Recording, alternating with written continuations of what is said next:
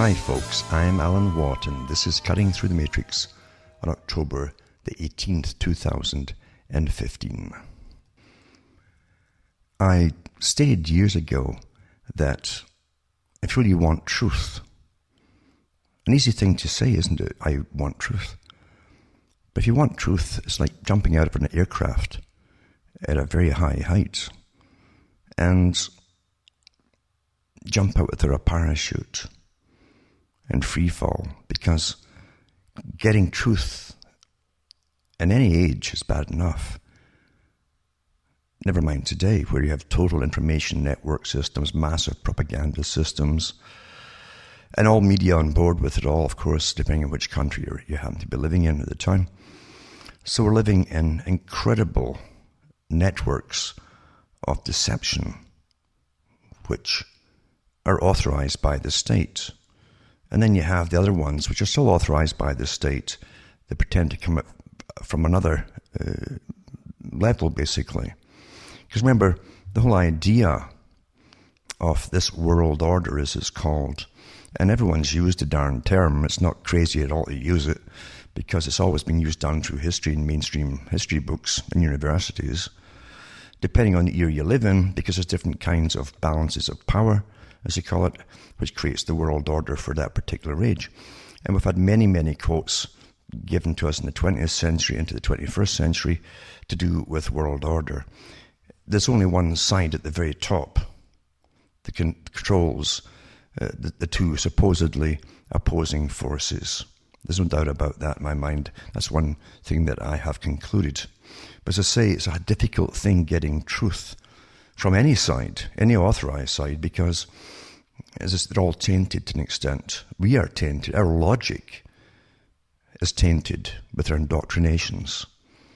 Very cleverly indoctrinated people live, well, we're all incredibly indoctrinated today because it's been done so perfectly. Bertrand Russell talked about that in the 1940s and 50s, that with scientific techniques for the age of scientific control and expert control of the populace, then they couldn't fail. If they get the children young enough, when the type of scientific indoctrination, now they call them toolkits for teachers and things, the way to put things across, then you can't fail. The new indoctrination will take, this kind of an injection takes, an inoculation, it will take in the psyche of the indoctrinated, you see. And they'll disregard whatever anyone older than them says to them, except for the teachers. So we live truly in a scientifically controlled system, and that's always been the goal for a very long time of the groups that used to form the high elite that owned all the trading routes in the world, merchant bankers, all in it together. All media, of course, work together, and those who created empires leading to the global empire. And believe you me, there's no difference really where they call it a left-wing one that gets the final spike in the laying down the tracks, or if it's right-wing, it's the same. The guys who control them are the same boys at the top, the same quiet clubs at the very, very top. That's how bad it really is. And I've gone through a lot of the history of this over the years. Go into cuttingthroughmatrix.com website. You can go into the archives and listen to a lot of the talks. This top daily broadcasters use my stuff every day. You'll hear them using the same terms I came up with and so on, and they part them off. So there's a wealth of information there to do with following all of this system that we live in, this deceptive system.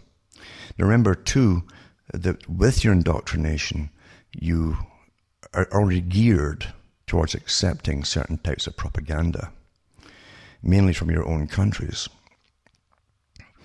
And whether you like it or not, you're complicit to an extent in what's happening in the world by your silence. There is such a thing as collective punishment. And silence aids and abets that too.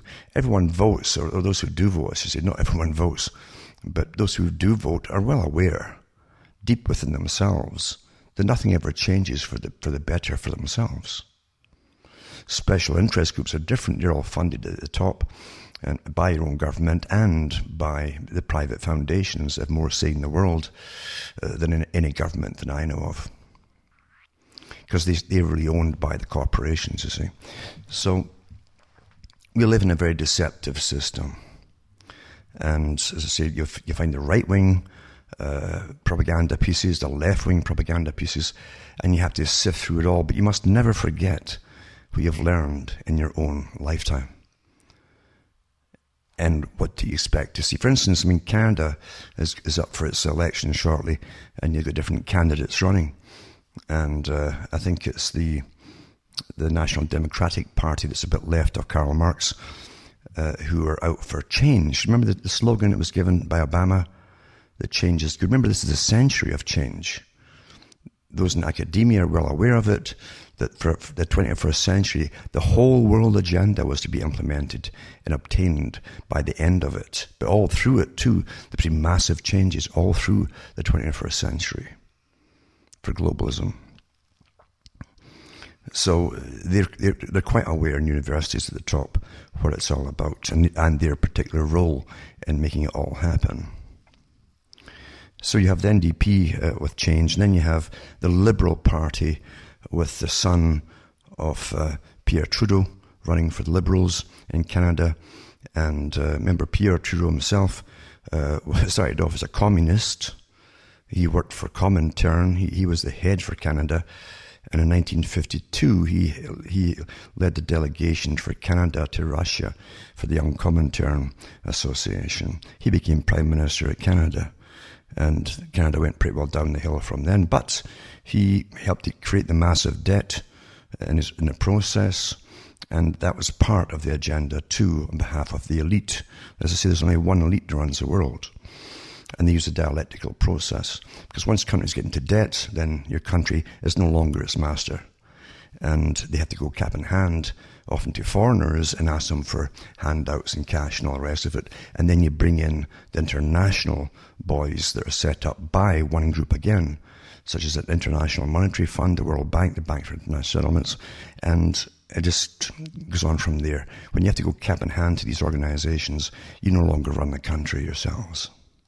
Those who simply vote left-wing because, again, they've been indoctrinated to do so by their families or where they see as their class background or their duty as their class background, are still in bewilderment as to why Obama has simply continued the same agenda completely as the neocons that were in before him, you see. And it's quite easy to explain because the same bunch still run the Liberal Party in the US, the Democratic parties and so on. There's only one party, as I say, at the top. I read the article live on the air when Rumsfeld congratulated Obama for continuing the neocon agenda, the project for a new American century, with the continuing list of countries to be taken out across the Middle East, which was actually published back in the 90s for the first time. But they pretty well succeeded, except for Syria, hadn't finished it off, and Iran too. Now, as I've said, to get to any kind of truth, even close to any kind of truth, you have to look at all, again, sides, quote, sides, you see. And I've mentioned some of John Pilger's articles in the past, and this is an article from 26th of February 2015 that he did. Now remember, he's far left as well. He's done awfully good stuff at the same time, good information, but remember where he's coming from too, because he's very politically correct when he talks about anything, because he's all for elevating other peoples above others and things like that and so on. I look at war, and to be honest with you, everyone who gets slaughtered, I don't separate them up into groups. I say, you've got a mass of folks slaughtered. No one's better than anybody else. But he does go into this in this article into fascism. Something, again, that even during the fascistic times, people didn't really understand that well. We always think of fascism with your leaders all dressed up in uniforms. But today, fascism is run by the business suit and so on. That's what you see in television all the time. But it's what they do when they're in, you see, that's important. Remember, too, that the true history of Britain was big corporations from the time of Queen Elizabeth the first time, and the East India Company, and other companies formed after that ran and controlled all the trade that came in and out of the country. And that gave rise to the empire building, as these big monopolies wanted to have raw resources in all the different countries. And they'd plundered them, but they went in to free them and, of course, give them democracy and all the same stuff you hear today, and to civilize them, you see, and to tax the dirt up from underneath them. But nothing changes, folks. You can live in a fascist system and be awfully proud of it, and it never dawns on you they're actually in fascism. Never dawns on you at all, because you're fed nothing but lies, you see. And the boys that give you the lies are awfully good at making sure that you never know that, even when you're in the greatest depression, financial depression in your country, it's because you've been taxed to the hilt to pay for all the armies to go across the world. You've paid for all their munitions, all their missiles and everything else, so that your big corporations can suck out oil or minerals or whatever, or gold or silk, whatever it is they're after. They always end up benefiting from them. The US is no different. No different at all. The only difference is they've had better indoctrination, being a newer country, and they don't have an older past to go back to see what ran them prior to that. So they started off with a rebellion for the good and all the rest of it, but they don't realize how fast they ended up being exactly the same as for instance, Britain's superpower, and how they accumulated their wealth. Not the average person in the street, but the big international corporations, a land of massive monopolies. Now, this Pilger article goes into, he talks about the Nazis, because again, most people think, first of all, that the Nazis were the fascists, but actually it was Mussolini and in Italy that really, the term was first used for fascism. And they also used it, I think, too, with General Franco in Spain. But anyway, doesn't matter. When it comes to totalitarianism under what they want to call fascism or communism, it's much the same thing, believe you me. Same techniques are used completely. And there's always a small group controlling the vast masses and making sure you get the right indoctrination to believe in that you're doing all the right things for the good of the country and so on. That's human nature. But he says here, had the Nazis not invaded Europe at Auschwitz, the Holocaust wouldn't have happened. Had the US and its satellites not initiated their war of aggression in Iraq in 2003, almost 1 million people would be alive today, and an Islamic State or ISIS would not have as an thrall to its savagery. They are the progeny of modern fascism, weaned by the bombs, bloodbaths and lies that are the surreal theatre known as news. And that's all true. It's just, all news is theatre today. That's why that there are no opposing mainstream stories on anything. There are no investigative journalists, and the few that maybe could have a crack at being so dare not do it, or they're fired. So, like the fascism of the 30s and 40s, the big lies are delivered with the precision of a metronome. Thanks to an omnipresent, repetitive media and its virulent censorship by omission, it says, take the catastrophe in Libya. And again, too, I wonder how many folk were so shocked at what was going on in Libya and the lead up to it and all the rest of it, because Gaddafi, really, I mean, he was investing in all the Western, with the Western countries in tandem. He lost all his cash, of course, because they stole it from him, same as they did in Iraq, too. And it hasn't really explained where it all went, of course.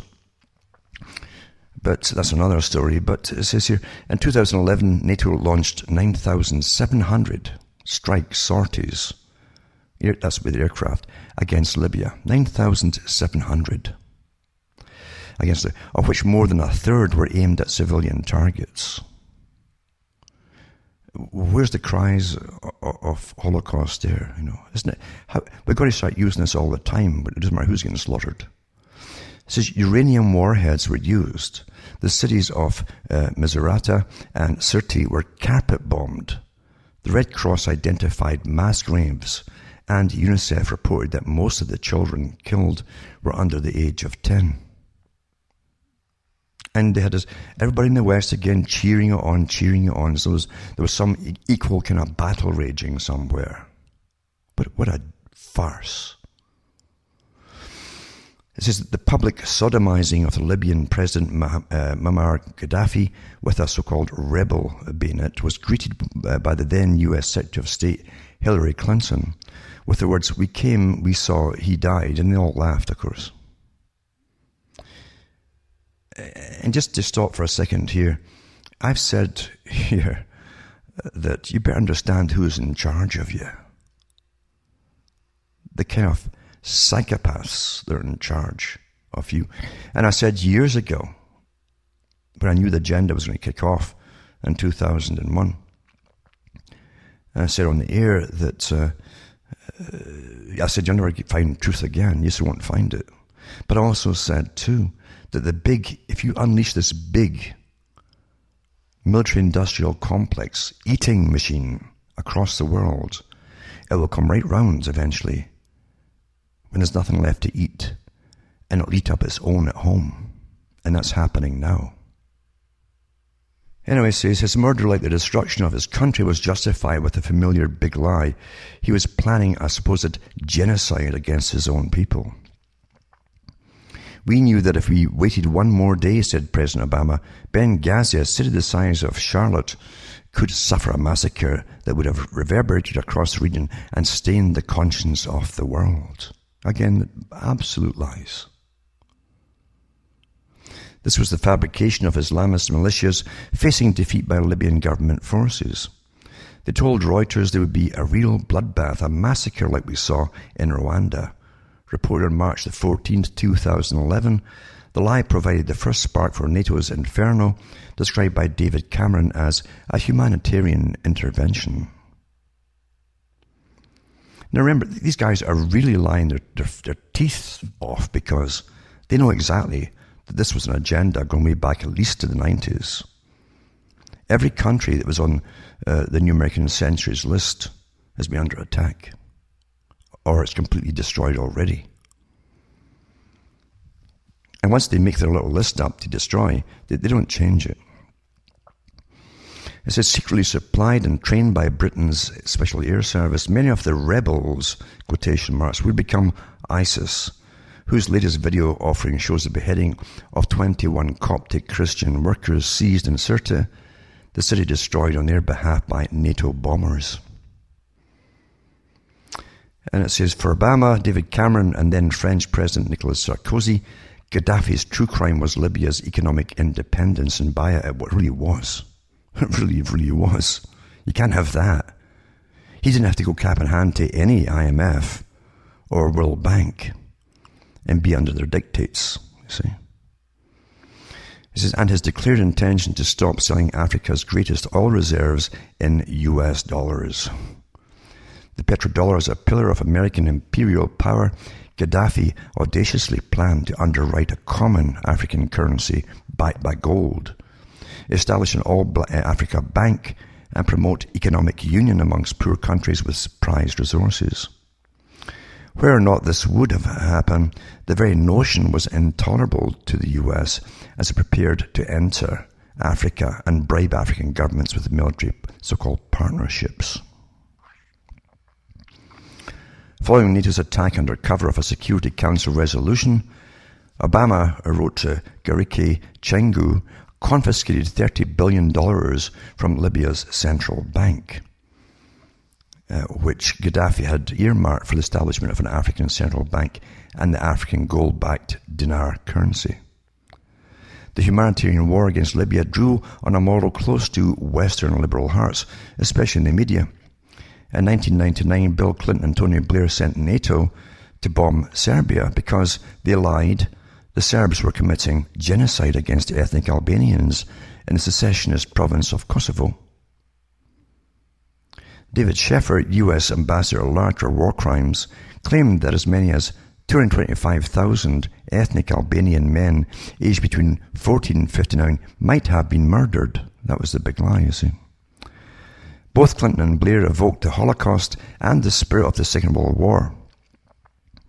The West's heroic allies were the Kosovo Liberation Army, KLA, whose criminal record was set aside. The British Foreign Secretary Robin Cook told them to call him any time on his mobile phone. He told the Crooks to do it. With NATO bombing over and much of Serbia's infrastructure in ruins, along with schools, hospitals, monasteries and the national TV station, international forensic teams descended upon Kosovo to exhume evidence of the Holocaust. The FBI failed to find a single mass grave and went home. The Spanish forensic team did the same, its leaders angrily denouncing a semantic pirouette by the war propaganda machines. A year later, United Nations Tribunal on Yugoslavia announced the final count of the dead in Kosovo at 2,788. This included combatants on both sides and Serbs and Roma murdered by the KLA. There was no genocide, and the Holocaust was a lie. The NATO attack had been fraudulent. Now, you always get that when they go on attack. Always, always, always. Behind the lie, there was a serious purpose. Yugoslavia was a uniquely independent, multi-ethnic federation that served as a political and economic bridge in the Cold War. Most of its utilities and major manufacturing was publicly owned. This was not acceptable to the expanding European community, the EU Parliament, especially new United Germany, which had begun a drive east to capture its natural market in the Yugoslav provinces of Croatia and Slovenia. By the time Europeans met at Maastricht in 1991 to lay their plans for the disastrous Eurozone, a secret deal had been struck. Germany would recognize Croatia. Yugoslavia was doomed. That's how far back that went. In Washington, the US saw that the struggling Yugoslav economy was denied World Bank loans. NATO, then an almost defunct Cold War relic, was reinvented as imperial enforcer. At a 1999 Kosovo peace conference in Rambouillet in France, the Serbs were subjected to the enforcers' duplicitous tactics. The Rambouillet Accord included a secret Annex B, which the US delegation inserted on the last day.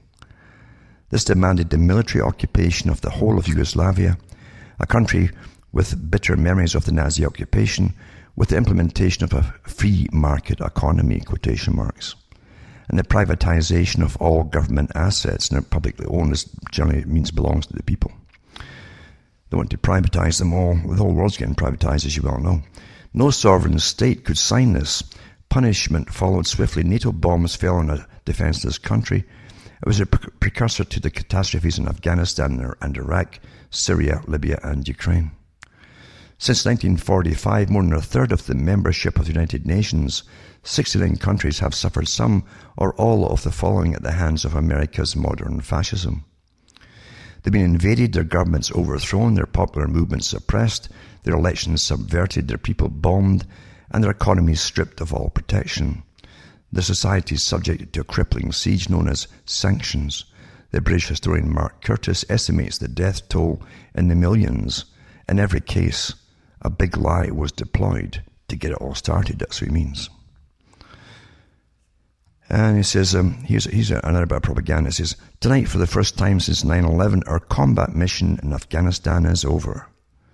These are the opening words of Obama's 2015 State of the Union address. In fact, some 10,000 troops and 20,000 military contractors, and that's mercenaries, remain in Afghanistan on an indefinite assignment. The longest war in American history is coming to a responsible conclusion, said Obama. In fact, many civilians were killed in Afghanistan in 2014, or more of them were, than in any year since the United Nations took records. The majority have been killed, civilians and soldiers, during Obama's time as president. The tragedy of Afghanistan rivals the epic crime in Indochina and his lauded and much quoted book, The Grand Chessboard, American Primacy and Its Geostrategic Imperatives, by Zbigniew Brzezinski, the godfather of U.S. policies from Afghanistan to the present day.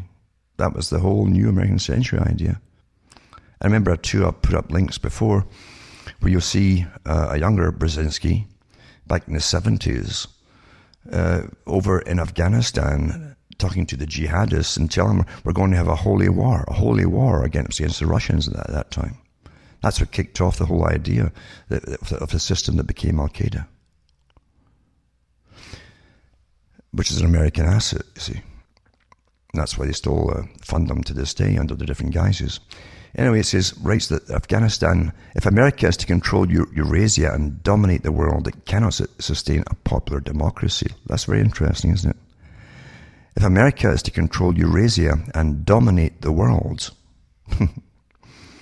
it cannot sustain a popular democracy because the pursuit of power is not a goal that commands popular passion. Democracy is inimical to imperial mobilization. And he's right. As WikiLeaks and Edward Snowden have revealed, a surveillance and police state is usurping democracy. In 1976, Brzezinski, then President Carter's national security advisor, demonstrated his point by dealing a death blow to Afghanistan's first and only democracy.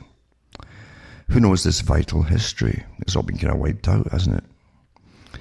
In the 1960s, a popular revolution swept Afghanistan, the poorest country on earth, eventually overthrowing the vestiges of the aristocratic regime in 1978. The People's Democratic Party of Afghanistan formed a government and declared a reform program that included the abolition of feudalism, freedom for all religions, equal rights for women, and social justice for the ethnic minorities. More than 13,000 political prisoners were freed and police files publicly burned. The new government introduced free medical care for the poorest. Peonage was abolished. A mass literacy program was launched. For women, the gains were unheard of. By the late 1980s, half the university students were women, and women made up almost half of Afghanistan's doctors, a third of civil servants, and the majority of teachers. Every girl, recalled Sarah Noorani, a female surgeon, could go to high school and university. We could go where we wanted and wear what we liked. We used to go to cafes and the cinema to see the latest Indian film on a Friday and listen to the latest music. It all started to go wrong when the Mujahideen started winning. They used to kill teachers and burn schools. We were terrified. It was funny and sad to think these were the people the West supported. Same thing is happening today, isn't it? The PDPA government was backed by the Soviet Union, even though, as former Secretary of State Cyrus Vance later admitted, there was no evidence of any Soviet complicity in the revolution. Alarmed by the growing confidence of liberation movements throughout the world, Brzezinski decided that if Afghanistan was to succeed under the PDPA, its independence and progress would offer the threat of a promising example that others might follow, in other words. You see? Can't have that. As I said earlier, remember, they couldn't have a democratic regime. You see, in his own book he said that.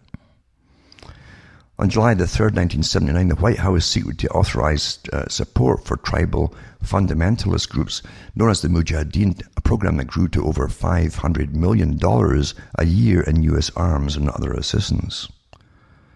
The aim was the overthrow of Afghanistan's first secular reformist government. In August 1979, the U.S. Embassy in Kabul reported that the United States' larger interests would be served by the demise of the popular government, despite whatever setbacks this might mean for future social and economic reforms in Afghanistan. The Mujahideen were the forebears of Al-Qaeda and the Islamic State, ISIS. They included Gulbuddin Hekmatyar, who received tens of millions of dollars in cash from the CIA.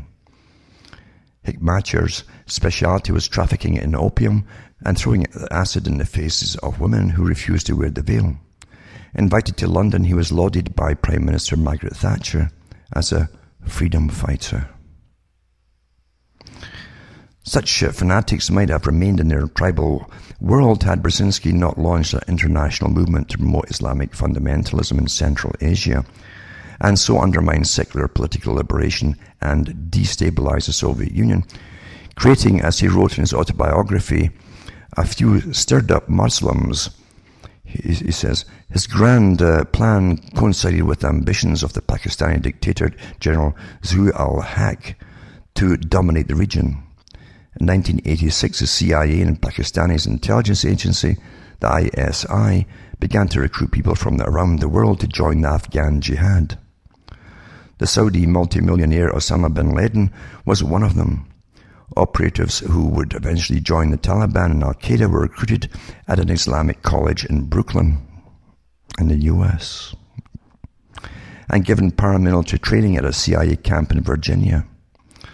This was called Operation Cyclone.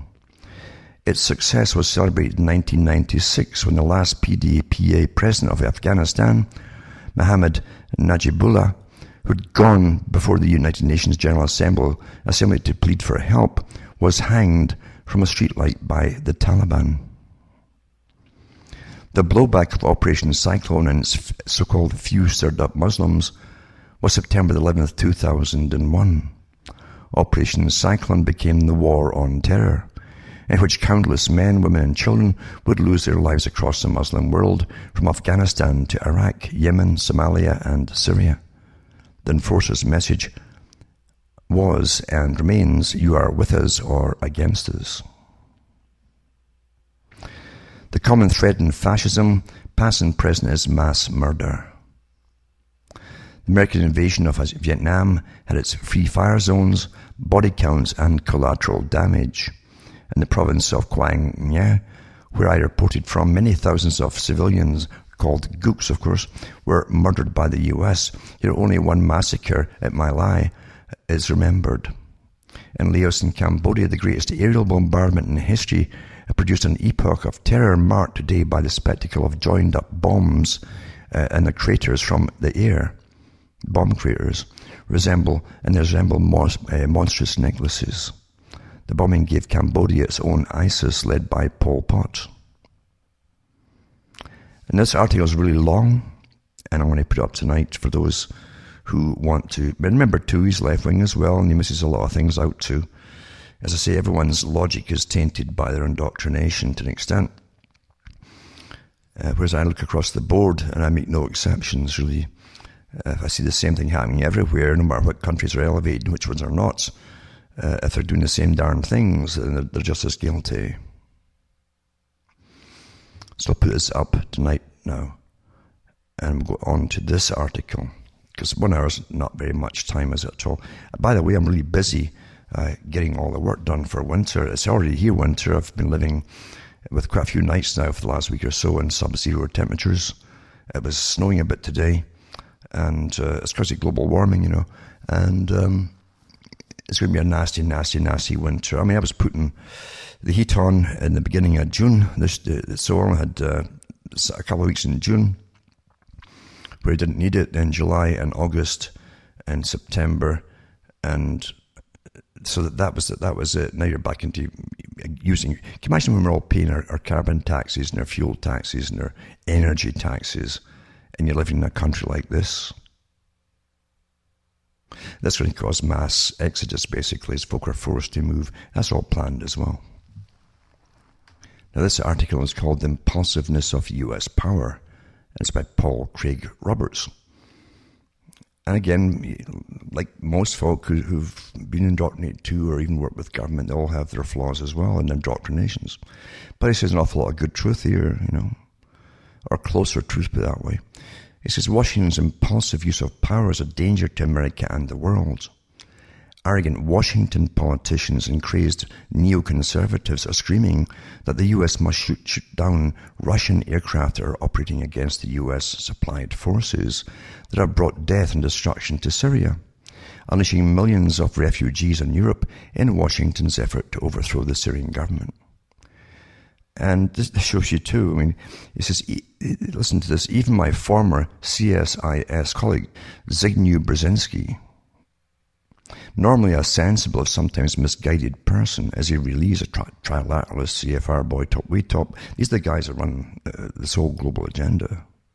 He says, has written in the Financial Times that Washington should deliver an ultimatum to Russia to cease and desist from military actions that directly affect American assets. So American assets are the ISIS group. You see, there's just Al-Qaeda dressed up again. By American assets, Brzezinski means the jihadist forces that Washington has set upon Syria. And he gives you the link to that too. There's many articles out on that too that was admitted to. Brzezinski's claim that Russia must work with and not against the US in Syria is false. The fact of the matter is that the US must work with, not against Russia on Syria, as Russia controls the situation and is in accordance with international law and is doing the right thing. Ash Carter, the US Secretary for War, repeats Brzezinski's demand. He declared that Washington is not prepared to cooperate with Russia's tragically flawed and mistaken strategy that frustrates Washington's illegal attempt to overthrow the Syrian government with military violence. That was from The Guardian. I'll put a link up for that too. Washington's position is that only Washington decides, and that Washington intends to unleash yet more chaos on the world in the hope that it reaches Russia.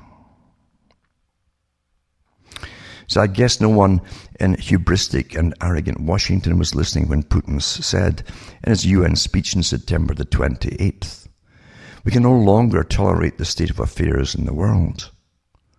The intolerable state of affairs is the chaos that Washington has brought to the Middle East. Chaos that threatens to expand into all countries with Muslim populations, and chaos from which millions of refugees are flooding into Europe." And that's what the boys that really run America and control it all want, of course. Not satisfied with threatening Russia with war, Washington is preparing to send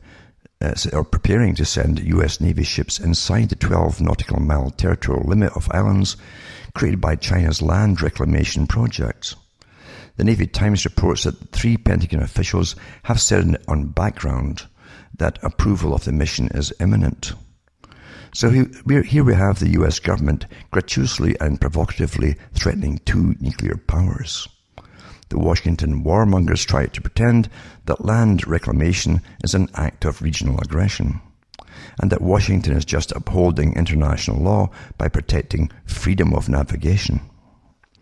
By freedom of navigation, Washington means Washington's ability to control all sea lanes. After all of Washington's violations of international law and war crimes during the last 14 years, Washington's claim to be protecting international law is hilarious. Lieutenant General Michael Flynn, former director of the U.S. Defense Intelligence Agency, the Pentagon's intelligence organization, said that Washington needs to understand that Russia also has foreign policy. Russia also has a national security strategy, and stop crossing Russia's red lines. And the link to that's there too. So Russia has to go in there. Never mind, it's the right thing to do to stop folk getting slaughtered. And overthrowing a nation. Remember, under the United Nations treaties, it didn't matter what kind of government, because there were many kinds of governments. Not everyone's so-called democracy and democratic, and probably never will be. So therefore, you remember too that under the UN agreements and so on, all the treaties, you can't just go and overthrow countries when you want to because you don't like them, or because you've got some other agenda in mind. You just can't do it. It's an act of war. Now here's another article too, and it says Brzezinski, Obama should retaliate if Russia doesn't stop attacking US assets. Assets. This private, massive mercenary force that's slaughtering everybody else and getting funded by the US. And you've seen the beheadings and all the rest of it.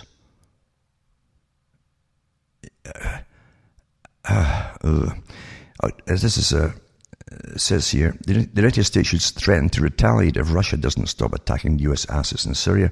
Former National Security Advisor Zbigniew Brzezinski wrote in the Financial Times, this guy should be up for war crimes, I'm telling you. For the amount of chaos he's caused in his lifetime across the planet is just incredible.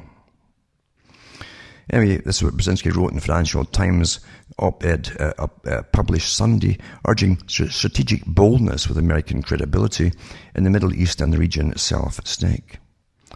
Moscow's apparent decision to strike non-Islamic state targets and those of Syrian rebels backed by the Central Intelligence Agency at best reflects Russian military incompetence and worst, evidence of a dangerous desire to highlight American political impotence, wrote Brzezinski, the National Security Advisor for former President Jimmy Carter and a strong supporter of current President Barack Obama. And if Russia continues to pursue non-ISIL targets, the US should retaliate, he added. In these rapidly unfolding circumstances, the US has only one real option if it is to protect its wider stakes in the region. To convey to Moscow the demand that it cease and desist from military actions that directly affect American assets, he said. The Russian naval and air presence in Syria are vulnerable, isolated geographically from their homeland, Brzezinski noted. They could be disarmed if they persist in provoking the US. The problem in the Middle East is bigger than Syria, Brzezinski wrote, and it would behoove Russia to cooperate with the US, who cannot, as it did in the past, rely upon the United Kingdom and France to play a decisive role in the region. But better still, Russia might be persuaded to act with the US in seeking a wider accommodation to a regional problem that transcends the interests of a single state, he added. Instead of what he calls a new form of neocolonial domination, the United States, along with China and Russia, must act in concert to protect their mutual interests, he warned. China would doubtless prefer to stay on the sidelines. It might calculate that it will then be in a better position to pick up the pieces, but the regional chaos could easily spread northwards, eventually engulfing Central and Northeastern Asia. Both Russia and then China could be adversely affected, but American interests and America's friends, not to mention regional stability, would also suffer. It is time, therefore, for strategic boldness, he concluded. And then this article actually goes on by Brzezinski, where he says Russia must work with, nor against, the US in Syria. And it's got different quotes from there too, of course. That's, again, it's fairly long, so I'll leave it for you to read yourselves. I'll put the links up tonight. Then back to Paul Craig Roberts, and he says, a decisive shift in the power balance has occurred. And it says, the world is beginning to realize that a sea change in world affairs occurred on September 28th, when President Putin of Russia stated in his UN speech that Russia can no longer tolerate Washington's vicious, stupid, and failed policies that have unleashed chaos, which is engulfing the Middle East and now Europe. 2 days later, Russia took over the military situation in Syria and began the destruction of the Islamic State forces. Perhaps amongst Obama's advisors, there are few who are not drowning in hubris and can understand the sea change. Sputnik News reported that some high-level security advisors to Obama have advised him to withdraw U.S. military forces from Syria and give up his plan to overthrow Assad. They advised Obama to cooperate with Russia in order to stop the refugee flow that's overwhelming Washington's vassals in Europe, that's European countries. Why would you want to cause all this? Understand there's a big players above all this, understand. They want this to happen. Who benefits from all? Because there's a big agenda here. The influx of unwanted people is making Europeans aware of high cost of enabling US foreign policy. It's going to have permanent effects forever. Believe you me. Advisors have told Obama that the idiocy of the neoconservatives' policies threaten Washington's empire in Europe. Several commentators such as Mike Whitney and Stephen Lendman have concluded correctly that there is nothing that Washington can do about Russian actions against the Islamic State. The neoconservatives' plan for a UN no-fly zone over Syria in order to push out the Russians is a pipe dream. No such resolution will come out of the UN. Indeed, the Russians have already established a de facto no-fly zone. Putin, without any verbal threats or engaging in any name-calling, has decisively shifted the power balance, and the world knows it. Washington's response consists of name-calling, bluster, and more lies, some of which is echoed by some of Washington's ever more doubtful vassals. The only effect is to demonstrate Washington's impotence. If Obama has any sense, he will dismiss from his government the neoconservative morons who've squandered Washington's power. And why did they do that, folks? You better ask who they are and why they were at it, because there's been many talks on that over many years. It doesn't benefit the peoples in the US or anywhere else for that matter. He said, and he will focus instead on holding on to Europe by working with Russia to destroy rather than to sponsor the terrorism in the Middle East, thus overwhelming Europe with refugees. And if Obama can't admit a mistake, the United States will continue to lose credibility and prestige around the world. Well, I think it's already lost it. You can't cover up what seems to be so illogical a system of aggression. And it is illogical. The excuses you're given just don't make sense. You can't cover up forever. And then this article here by Patrick Buchanan says, War Party targets Putin and Assad. October the 6th, 2015, it says, having established a base on the Syrian coast, Vladimir Putin last week began airstrikes on ISIS and other rebel forces seeking to overthrow Bashar Assad. A longtime ally of Syria, Russia wants to preserve its toehold on the Mediterranean because they have a base there, you see, for their fleet.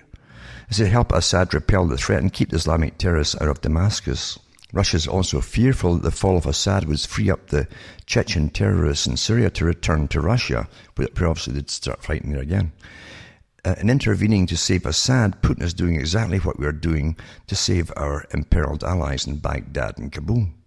Yet Putin's intervention has ignited an almost berserk reaction. John McCain, he's a Neoconservative, has called for sending the Free Syrian Army surface-to-air missiles to bring down Russian planes. And McCain has got more interest than just American. It says not only could this lead to a US-Russia clash, but US-backed Syrian rebels have a record of transferring weapons to the Al-Qaeda affiliate.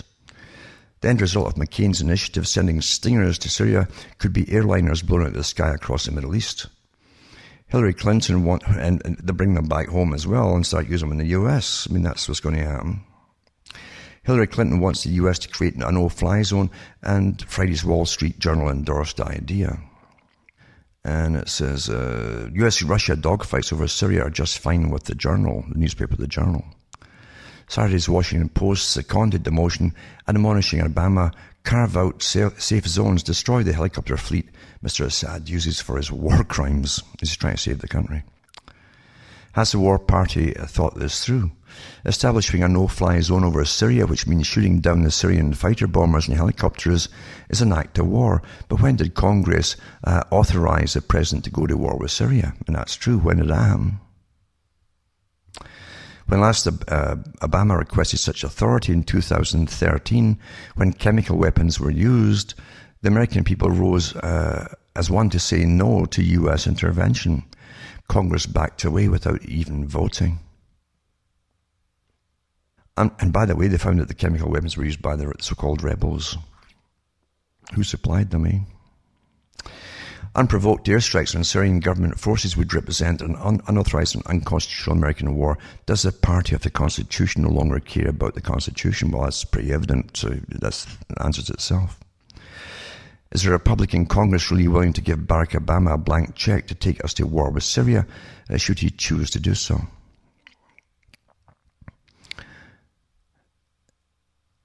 And it goes on quite a bit too about the different assets that's been used by the US in Syria and elsewhere, of course, and so on and so on. It's quite interesting. I'll put this up tonight as well.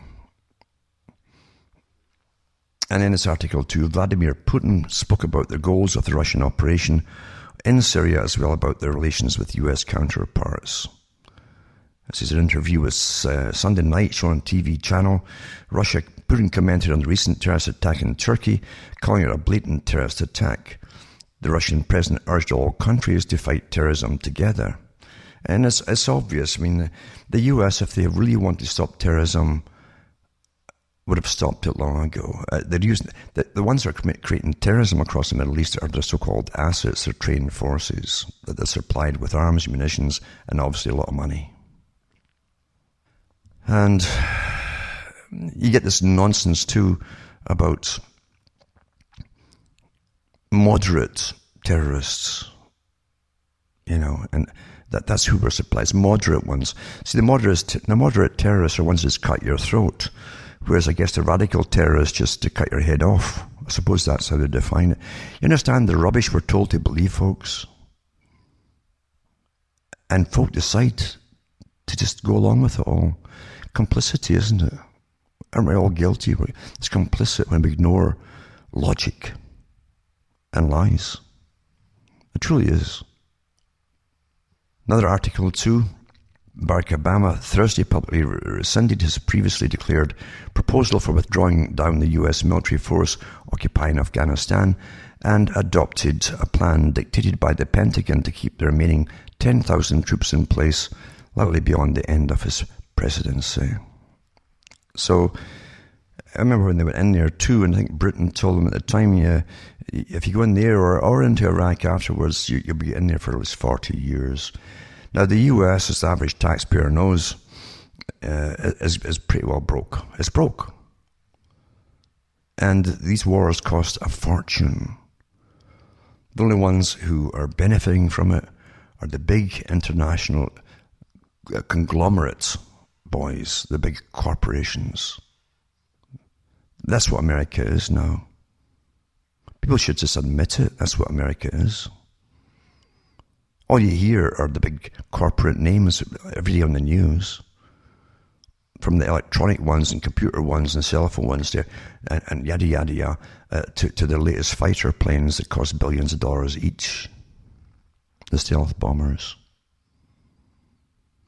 Never mind all the troops back and forth and the feeding of them and the clothing of them, their weapons and all the rest of it. It's a fortune. And they've destroyed country after country, because that was the whole plan with Brzezinski.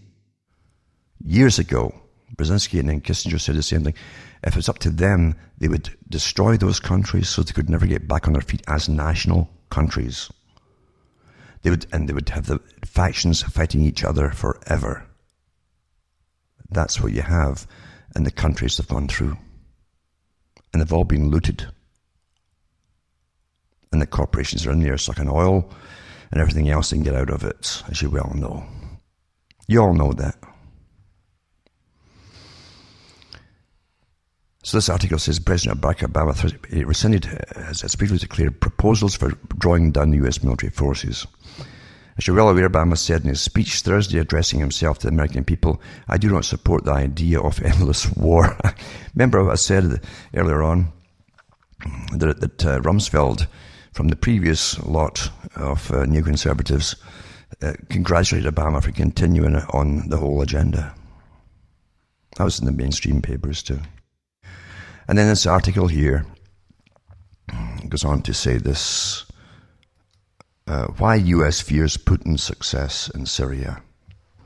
And this article is about the same thing again, the West condemning Russia for its intervention in Syria, even though that the West, I mean, a lot of its citizens have said, why aren't we stopping these folks slaughtering and beheading folk in countries that were stable?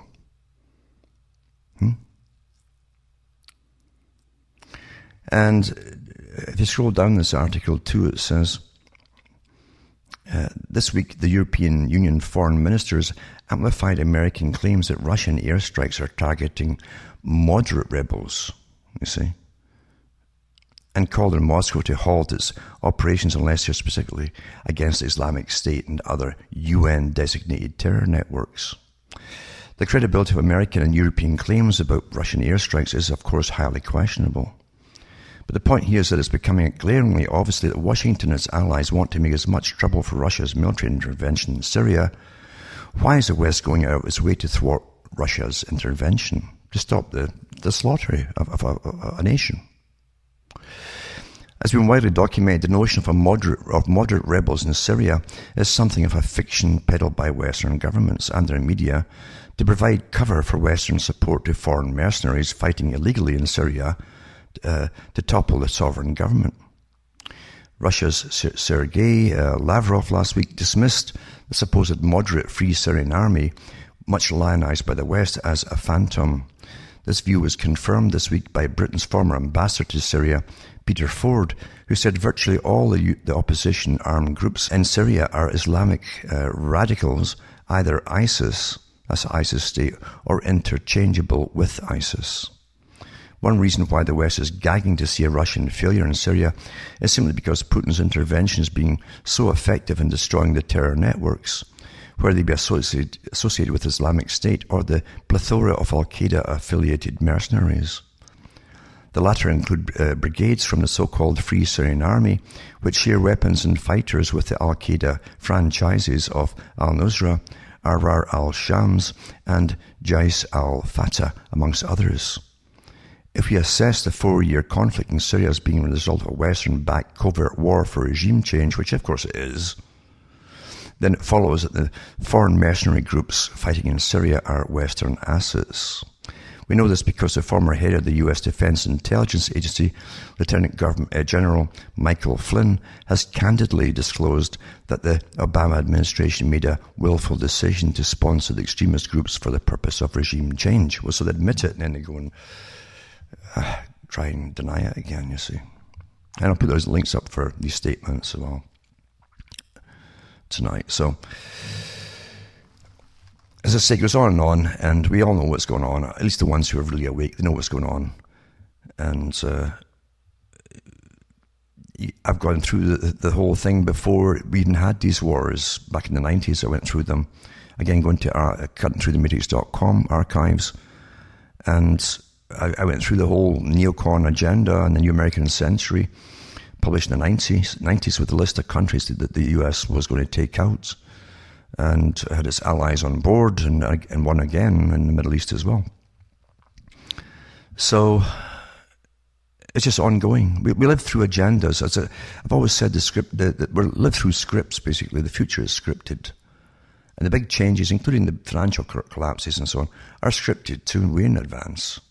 Because they all have outcomes, and it's the outcomes they want, the changes they cause in society. Plan changes for total control, which is the scientific domination by a scientific system, as Russell called it. And it said it's a scientific dictatorship. And that means all the professors that are on board with it, all the neuroscientists and psychologists and yada, yada, yada. I've run through all this before years ago. It's all come out by their talk show hosts as well, going through the stuff all the time that I've yapped about. It's all coming out now. Bertrand Russell said, if we are to have a tyranny, like a total dominant tyranny across the whole world, he says, I'd prefer it to be a scientific one. He says it will be brutal, but at least it's scientific. So that you can be ordered and run properly from birth to death, you see. And that's what's happening. Massive corporations are already taking over all your energy. Your governments have signed all the public assets away into privatization to these corporations. Your food, your water, electricity, everything that the public built up with their tax money has been sold off, folks, for pennies to them. And now they're ramping their laws ahead to make you pay and pay and pay thousands of percentages more than you would have if you still owned them yourselves by the local communities. Remember, folks, you can help donate and keep me ticking over here at cuttingthroughmatrix.com. Go into the website and find out how to do it. From Hamish myself from Ontario, Canada, it's good night to me, your God, or your gods go with you.